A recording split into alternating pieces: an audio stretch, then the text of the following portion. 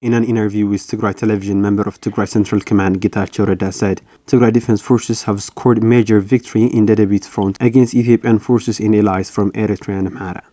Generals, army generals, who are supposed to know the basics of military science would deploy close to 90,000 people within a 90 square kilometer area.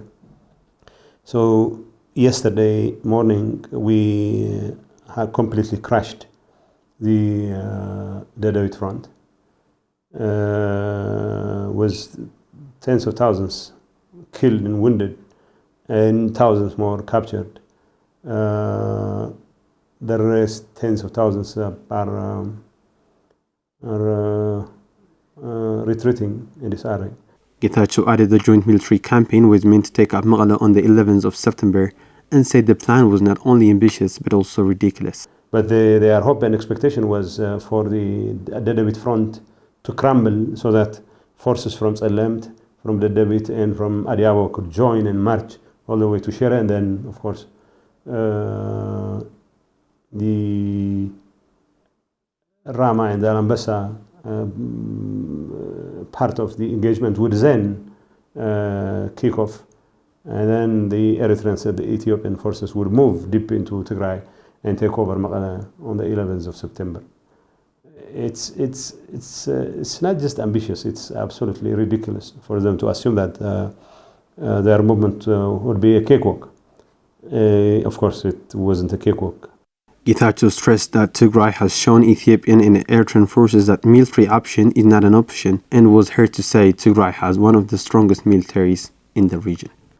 I mean, it's harebrained in every sense of the term. For people who at least have a rudimentary knowledge of military, to assume that they can barge their way into Tigray when Tigray, unfortunately for us, has one of the strongest militaries in the region now. That's plain stupid. Any military within their right mind would assume that their plans have fallen through if they see that thousands of their people are captured or taken prisoners of war in a single battle. These people wouldn't care a hoot how many people lose their lives. And obviously, they don't care about people's lives.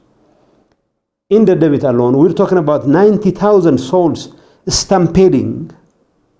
Is that fighting? Is that an offensive?